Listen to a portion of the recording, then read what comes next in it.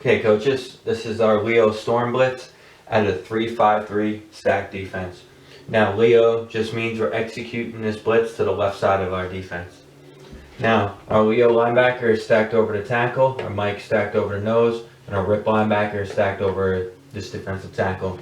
Now, once that ball is snapped, the defensive tackle is going to dip and rip. He has B gap. Now, it's important this kid just doesn't slant down because he could get himself washed, which, it isn't going to be good. If he gets washed, it's going to create big seams here. So he has to dip and rip and hold his B gap. Okay, we don't need him slanting himself out of the play. He's got B gap, he has to maintain, we call it anchoring, he must anchor his B gap. Now, once the quarterback begins his cadence, that's when this L creeps up, because you don't want him blitzing 3 or 4 yards off the ball. We want him to start creeping up right behind this tackle. And we always want to maintain that stack look so we could keep the offensive lineman guessing, because they're not going to know which way. Sometimes we have this kid slant out, sometimes we have this kid slant down. So when it's stacked, he's not able to get a pre-snap read. Now, this dog is coming off the edge. He's got to maintain outside leverage.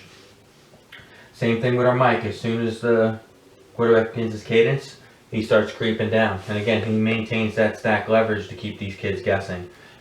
Now, once ball snap, this nose guard is slanting this this A gap. The Mike is blitzing A gap. And on the ball movement, again, the Leo starts creeping up as soon as the quarterback begins his cadence. And the Leo is blitzing C gap. Backside of the blitz, this tackle has B gap. This dog is going to have backside contain, and the Rip has C gap, so he's going to read step. Read step means he's going to secure his gap, and then once he knows there's no threat to his gap, he's going to pursue in his pursuit path to the football. Now, as far as passing goes, this play is very good against the run. This kid and this kid will be free. Or if he blocks him, the tackle will be free. You'll always have one of these 4 kids free.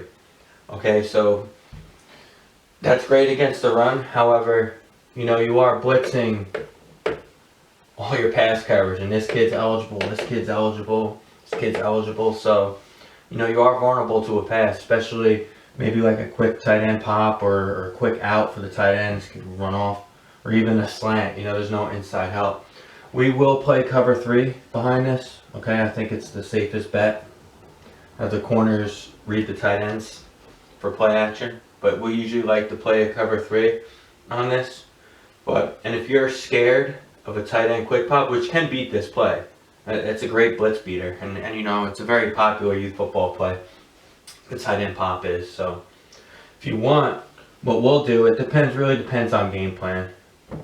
Instead of our dog just coming off the edge, we could have him cheat him, we could have him jam, or we could have him, give a little bump and then release, or we could just have him not allow the tight end to release. And you could have him engage and then if it's run, you could have him come off and make the tackle.